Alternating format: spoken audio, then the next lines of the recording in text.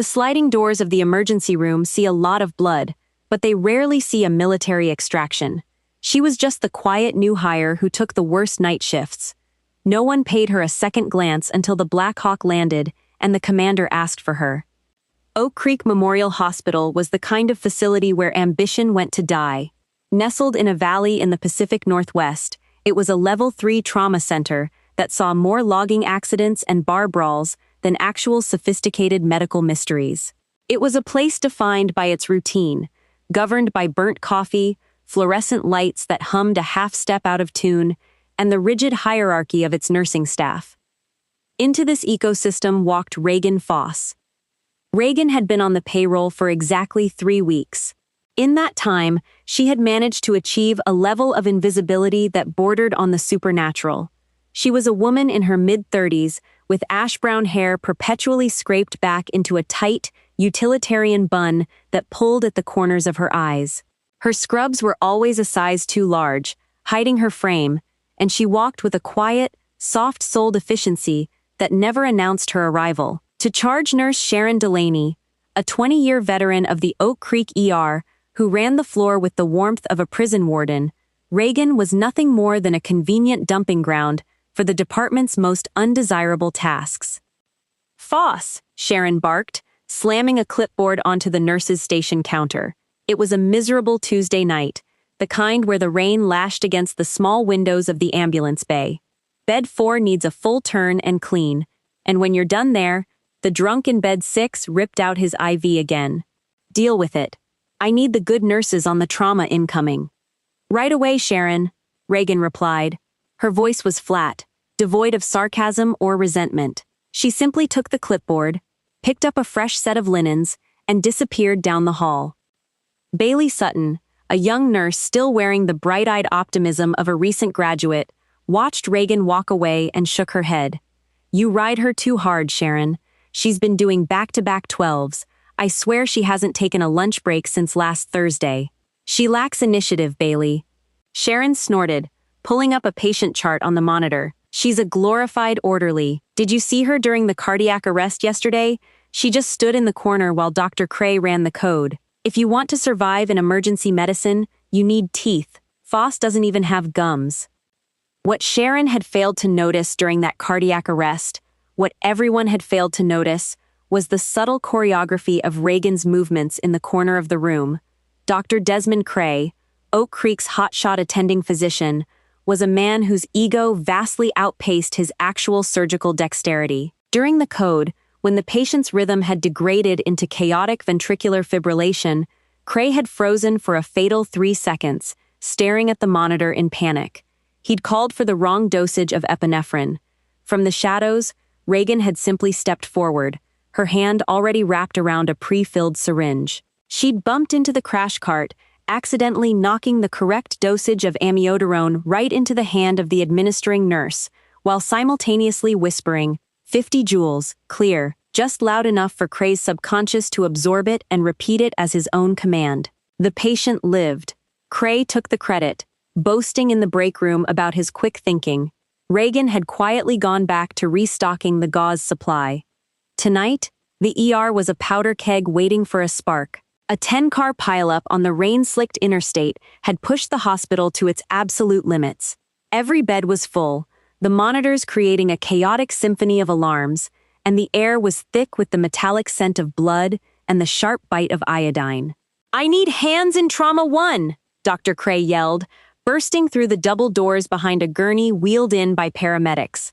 On the stretcher lay a young man, pale and completely unresponsive, his chest a mess of contusions from a steering wheel impact. Bailey rushed in, followed closely by Sharon. Reagan, having just finished cleaning the blood off the floor of bed 6, stood by the doorway, hands folded in front of her. "Pressure is tanking, 70/40 and dropping," Bailey called out, struggling to secure a blood pressure cuff on the patient's slick arm. "Heart rate's 140. "He's bleeding out internally. Where is it?" Cray muttered, hands pressing frantically around the patient's abdomen. "No obvious rigidity. Get me a fast exam. Now. Someone get the ultrasound." Reagan's eyes scanned the patient from the doorway. She didn't look at the monitor. She looked at the man. She noticed the slight deviation of his trachea to the left. She noticed the distended jugular veins on the right side of his neck, bulging beneath the sweat and dirt. She noticed that the right side of his chest was absolutely rigid and not rising with the desperate pumps of the ambu bag the paramedic was squeezing. It wasn't internal bleeding in the abdomen. It was a tension pneumothorax. Air was trapped in his chest cavity, crushing his heart and lungs. He had less than a minute before his heart stopped completely. "Ultrasound is booting up," Sharon yelled. Cray was hyperventilating slightly. "Push fluids, wide open. Why is his pressure still dropping?" Reagan took a breath. The camouflage she'd worn for 3 weeks was heavy, but the ingrained instincts of a life she'd left behind were heavier. She walked into the room, bypassing Sharon and Bailey as if they were statues, moving with a fluid, terrifying speed that belonged on a battlefield, not in a sleepy community hospital. She reached the tray, bypassing the ultrasound gel, and picked up a large-bore 14-gauge needle. "Foss, what are you doing? Get out of the way!" Sharon snapped. Reagan ignored her. She didn't whisper this time.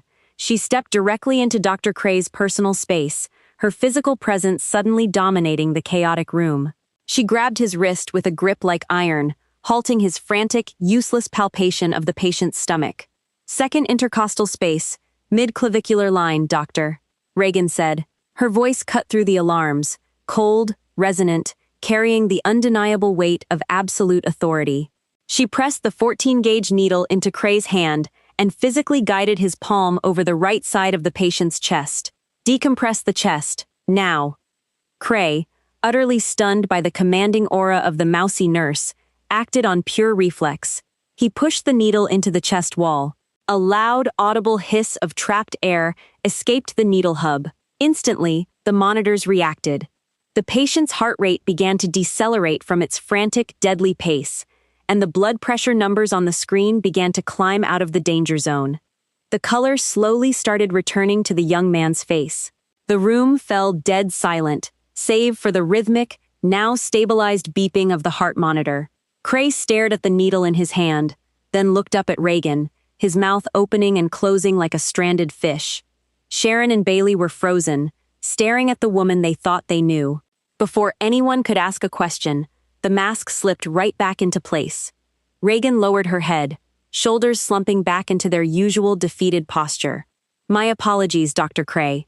Her voice returned to its quiet, flat pitch. "I read about that procedure in a textbook once. I'll go back to cleaning bed 4 now." She turned and slipped out of the room before Cray could even form a syllable. Bailey stared at the empty doorway, a cold shiver running down her spine. You don't learn how to move like that from a textbook. By 2 a.m., the chaos of the interstate pileup had settled into a grim, exhausting routine. The ER was a disaster zone of discarded packaging, bloody gowns, and exhausted staff running on fumes. Reagan was at the nurses' station, meticulously inputting billing codes, the job everyone else hated. Sharon was glaring at her from across the desk, clearly still disturbed by what had happened in Trauma 1. She'd tried to corner Reagan twice in the break room, but Reagan had expertly deflected, claiming a lucky guess and a desperate moment of adrenaline. Cray, for his part, had already convinced himself the needle decompression was entirely his own idea, though he kept casting nervous glances at Reagan whenever he walked past. Outside, the storm had worsened. The rain was now a torrential downpour, accompanied by howling winds that rattled the hospital's aging window panes. Then the vibration started.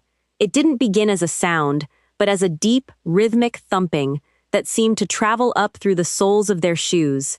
The cheap plastic coffee cups on the nurses' station began to tremble. A clipboard slid off the edge of the counter and clattered to the linoleum floor. "What is that? An earthquake?" Bailey asked, grabbing the edge of the desk, eyes wide with panic. The thumping grew louder, shifting from a vibration to a deafening percussive roar that drowned out the rain. The hospital's standard life flight helicopters were small, nimble machines that landed on the roof pad. They sounded like angry lawnmowers. This sounded like a localized hurricane. Suddenly, the automatic sliding doors of the ambulance bay blew wide open, forced apart by a massive downdraft of wind. Trash cans, loose papers, and an empty wheelchair were sent flying across the emergency room waiting area. Sharon rushed to the bay windows and gasped, "Oh my God, that's not a medevac!" Hovering just feet above the asphalt of the physician parking lot, completely ignoring the designated helipad on the roof, was a matte black Sikorsky UH-60 Black Hawk helicopter. No hospital logos, no red crosses. Its side panels were stripped of identifying marks, save for a sequence of muted stenciled numbers. It touched down with a heavy, unceremonious thud that cracked the pavement, the massive rotors continuing to spin and whip the rain into a blinding frenzy. "Ha! Code yellow! We have an unannounced incoming!" Sharon screamed over the roar of the engines, rushing to the intercom. "Dr. Cray to the ER, trauma team to the bay." Cray sprinted out of the doctor's lounge, wiping sleep from his eyes, throwing on a fresh yellow isolation gown. "What do we have? Is it a VIP? A crash?" "I don't know. They just landed in my parking spot," Sharon yelled back. The side door of the Black Hawk slid open. The ER staff braced themselves, expecting a team of paramedics to rush out with a bloodied stretcher. Instead, 3 figures stepped out into the deluge. They weren't wearing high-visibility medical gear. They were dressed in black tactical fatigues, heavily layered with body armor. Rain lashed against them, but they moved with a terrifying, synchronized purpose. The man in the lead was tall, broad-shouldered, with a stern, weather-beaten face and cold, calculating eyes. He wore a comms earpiece and carried a heavy, waterproof Pelican case. They strode through the sliding doors, bringing the storm in with them. The lead man stopped in the center of the ER, water pooling on the linoleum around his combat boots. He didn't look at the empty trauma bays. He didn't look at the medical equipment. Dr. Cray puffed out his chest and stepped forward, putting on his most authoritative chief of trauma face. "I am Dr. Desmond Cray. Whatever you've got, my team is ready. Where is the patient?" The lead tactical officer looked at Cray as if the doctor were a particularly annoying insect. He didn't even break his stride, stepping cleanly around him and walking directly toward the nurse's station. "Excuse me, you can't just storm in here," Sharon yelled, stepping in front of the desk to block his path. "This is a sterile environment." The man stopped. He reached into his tactical vest and pulled out a leather credential case, flipping it open just long enough for Sharon to see a solid gold shield and federal insignia that made the blood drain from her face. "Department of Defense, Joint Special Operations Command," the man said, his voice a low, gravelly baritone that somehow cut through the noise of the idling helicopter outside. "I don't need a doctor, and I don't have a patient." Cray scowled, stepping up behind him. "Then why the hell did you land a military gunship in my parking lot?" The commander ignored Cray completely. His cold eyes swept over the terrified nursing staff, scanning the faces. Bailey was shaking. Sharon was speechless. Then his eyes locked onto the back corner of the nurse's station. Reagan was standing there. She wasn't shaking. She wasn't looking at the men with fear or confusion. She was staring at the commander with a look of profound, exhausted resignation. Slowly, she reached up and pulled the pins out of her tight bun, letting her ash-brown hair fall around her shoulders. The commander stepped forward, stopping 3 feet from the desk. To the absolute shock of everyone in the room, this terrifying, heavily armed man snapped his boots together and delivered a crisp, perfect military salute. "Major Bragg, JSOC," the man barked, his tone shifting from dismissive to deeply respectful. "Commander, the Ghost Protocol is lifted. We have a Level 1 localized bioweapon containment failure in Seattle." The director gave explicit orders. Bragg reached across the desk, ignoring Sharon, and handed the heavy Pelican case directly to the quiet, mousy nurse who had been cleaning bedpans an hour ago. "The orders are for you, Colonel Foss," Bragg said. "Wheels up in 2 minutes. The president is waiting for your assessment." The pen Reagan had been holding to write billing codes slipped from her fingers, clattering loudly against the floor. The silence in the ER was absolute, broken only by the thumping rotors outside. Sharon's jaw had practically unhinged. Dr. Cray looked like he was going to pass out. Reagan didn't look at any of them. She unzipped her oversized scrub top, revealing a fitted black athletic shirt underneath. She popped the latches on the Pelican case. Inside wasn't medical equipment. It was a secure satellite uplink, a specialized sidearm, and a badge bearing the highest security clearance in the nation. "I told them I was out, Ellis," Reagan said, her voice entirely different now, sharp, commanding, dangerous. "You know how it is, Reagan." Bragg replied grimly, "Nobody's ever really out, not when you're the only one who knows how to fix this." Reagan sighed, snapping the case shut and lifting it with ease. She walked out from behind the desk, finally turning to look at her stunned colleagues. She met Dr. Cray's terrified gaze.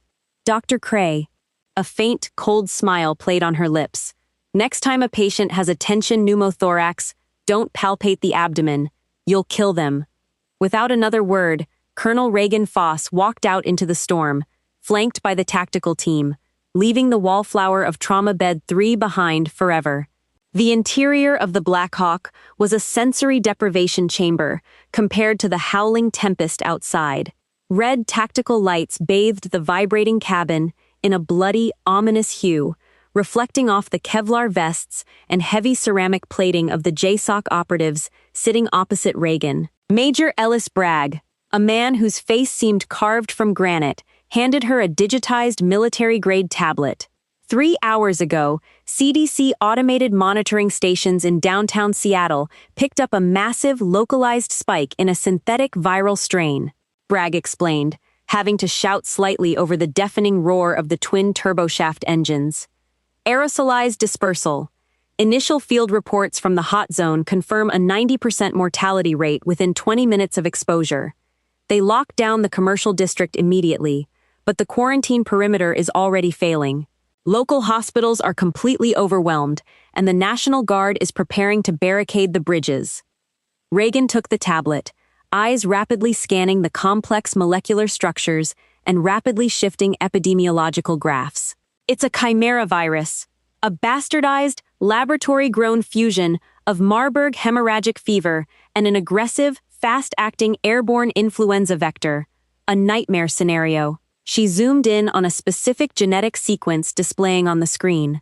"This wasn't born in a cave or a wet market, Ellis. Look at the protein folding on the outer lipid envelope. This is deliberately weaponized. A precision-engineered kill switch designed to bypass standard mucosal immunity." Bragg nodded grimly, checking the action on his heavy assault rifle. That's exactly what the Pentagon bioanalysts concluded. They also tracked the primary dispersal origin point to the central ventilation system of the Solstice Tower, a 50-story corporate hub in the financial district. Local SWAT teams tried to breach the maintenance levels 40 minutes ago to secure the primary HEVAC controls and disperse the emergency counter agent. They went completely dark. No comms, no telemetry, no vitals, just radio silence. Reagan's stomach tightened. The Solstice Tower wasn't just any corporate building. It secretly housed the private, heavily fortified servers of the Department of Defense's most classified bio-research data. "Who's the primary suspect?" Reagan asked, her tone flat, though her pulse had begun a steady, rhythmic acceleration. Bragg hesitated, his dark eyes meeting hers under the red glow of the cabin lights. He reached over and tapped a button on her tablet, bringing up a surveillance image. The face was grainy, captured by a compromised ATM camera across the street from the tower, but Reagan recognized the man instantly. The sharp jawline, the cold, calculating gray eyes, the slight, arrogant smirk that never quite reached his brow. It was Dr. Callum Ashgrove. He was the man who had been her commanding officer at the United States Army Medical Research Institute of Infectious Diseases, the man who had mentored her, trained her in combat triage, and, ultimately, the man she had personally testified against in a secret military tribunal 5 years ago for conducting illegal, highly unethical human trials on military prisoners. "He's supposed to be rotting in a black site at Leavenworth," Reagan whispered, a cold dread pooling in the pit of her stomach. "He broke out 3 days ago," Bragg replied, his voice a low rumble. "We think he had high-level inside help. Ashgrove knows the deployment protocols for every biohazard response team in the country. He anticipated the SWAT breach and laid a trap. He's holding the entire tower hostage, and by extension, the entire city of Seattle. If that virus breaches the containment protocols and hits the upper jet stream, the civilian casualties will easily be in the millions. It will be an extinction-level localized event. Reagan closed her eyes. The familiar, crushing weight of responsibility settled onto her shoulders like a lead blanket. She had spent the last year hiding in a sleepy community hospital, pretending to be a nobody, desperately trying to forget the blood, the screams, and the agonizing choices of her past life. But Ashgrove was a ghost she had helped create. It was only fitting she was the one ordered to exorcise him. "What's the operational mission objective?" Reagan asked, her posture straightening, her tone shifting seamlessly into pure military mode. "We drop you directly onto the roof," Bragg explained, pulling a specialized suppressed submachine gun from a secured crate and handing it to her, alongside a matte black full-face respirator mask. "Ashgrove expects heavily armed tactical teams. He expects brute force and numbers. He won't expect a single specialized infiltrator dropping in through the secondary exhaust vents. Your primary objective is to reach the central HEVAC control room on the 48th floor, neutralize Ashgrove by any means necessary, and manually deploy the neutralizing agent into the main air scrubbers. We have exactly 1 vial of the universal inhibitor. If you fail, the Air Force has direct executive orders to level the entire building with a tactical strike." "Understood," Reagan said, expertly checking the action on the weapon with practiced, fluid ease. She securely clipped the heavy vial of bright blue inhibitor fluid to the webbing of her tactical vest. The helicopter banked sharply, the dark, rainy skyline of Seattle suddenly emerging through the storm. The Solstice Tower stood like a monolithic tombstone in the center of the dark, evacuated metropolis. Sirens wailed endlessly in the flooded streets below, sounding like a distant, mournful choir.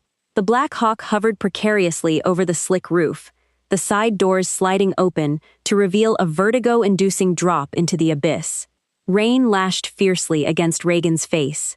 She didn't hesitate.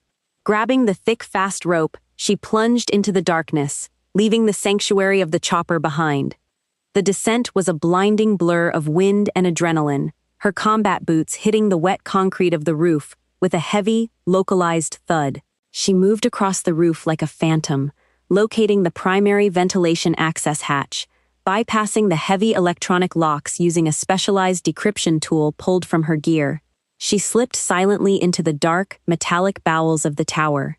The air inside the massive vents was stale, vibrating with the immense power of the industrial fans. She crawled for what felt like hours, expertly navigating the labyrinthine ducts, her respirator filtering the faint, sweet smell of copper that told her the deadly virus was already circulating in the lower sealed levels. Finally, she reached the heavy iron grate overlooking the 48th floor HVAC control room. Below her, the room was bathed in the harsh, sterile glare of emergency fluorescent lighting. Several heavily armored SWAT officers lay motionless on the polished floor, their advanced tactical gear completely useless against the invisible, microscopic killer they had faced. Standing in the center of the room, typing furiously at a massive glowing server console, was Callum Ashgrove. He wore a bulky yellow hazard suit, his face illuminated by the data streaming across the monitors.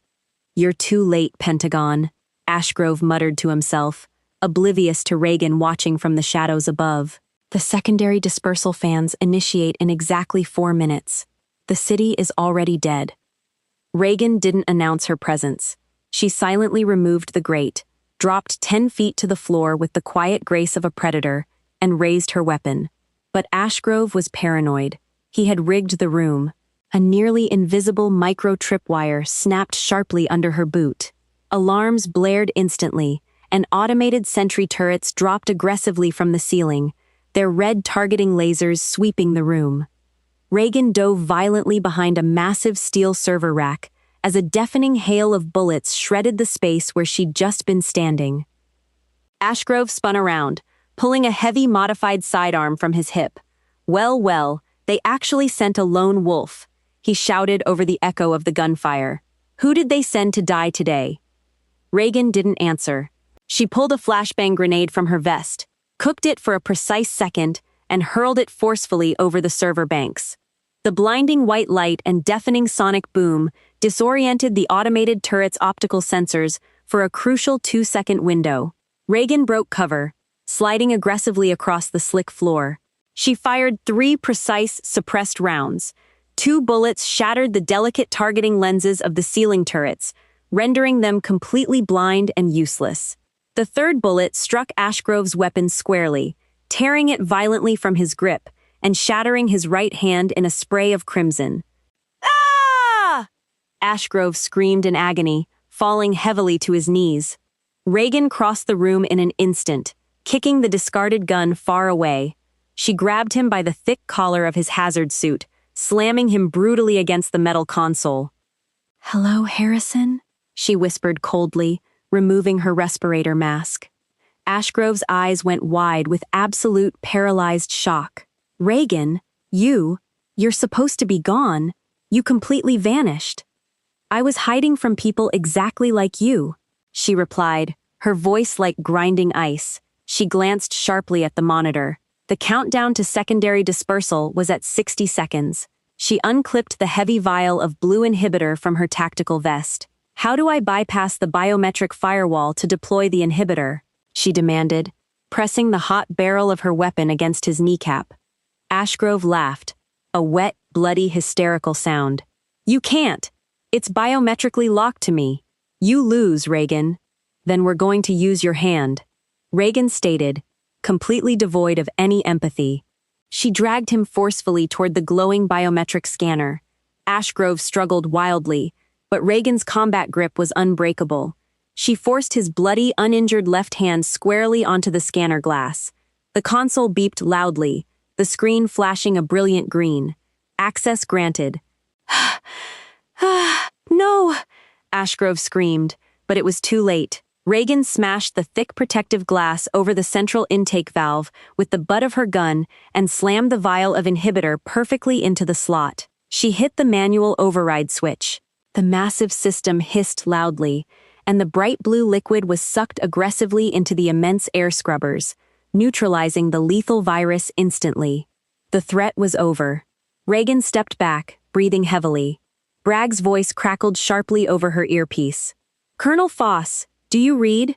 Dispersal sequence aborted. Atmospheric sensors are reading clean. You did it, Reagan. You saved the city. Target secured," she replied flatly, staring down at the broken man on the floor. "Send the cleanup crew." 10 minutes later, JSOC operatives swarmed the room. Bragg approached Reagan, clapping a heavy hand on her shoulder. "The president wants to thank you personally. There's a desk at the Pentagon waiting." Reagan looked out the shattered window at the rainy Seattle skyline. "Tell the president I appreciate the offer, Ellis," she said softly, dropping her tactical vest. "But I have a shift starting on Thursday, and if I'm late, my charge nurse is going to have my head." The following Thursday, Oak Creek Memorial was quiet. Reagan walked in wearing oversized scrubs, her hair in a tight bun. "Foss," charge nurse Sharon barked. "You missed 3 shifts." "Family emergency," Reagan replied softly. "Bed 4 needs changing." "Yes," Sharon snapped. Reagan nodded, walking away quietly. No one noticed the new nurse, and that was exactly how she liked it. Did you expect that twist? From a quiet, dismissed nurse cleaning hospital beds to a covert military operative saving the nation, Reagan's incredible story proves you can never judge a book by its cover. If you loved this intense, real-life medical thriller, hit that like button, share this video with someone who'd love it, and subscribe to Beyond the Silence Tales for more jaw-dropping stories. Hi, I'm Gwyneth Wynn, the owner and manager of Beyond the Silence Tales. No one noticed the new nurse until a Black Hawk landed and the orders were for her. I'd really like to know what you think. How did this story make you feel? What stayed with me was how easy it can be to overlook someone until their true abilities are needed. It's a simple reminder that respect and humility go a long way, and that every person carries experiences we may never see at first glance. Which part of the story stayed with you the most? Did your opinion of the new nurse change as everything unfolded? If this story gave you something to reflect on, maybe let it encourage you to appreciate the quiet people around you and keep an open mind before making assumptions. I'd love to hear your thoughts in the comments. And if you enjoyed this story, feel free to like or subscribe for more from Beyond the Silence Tales.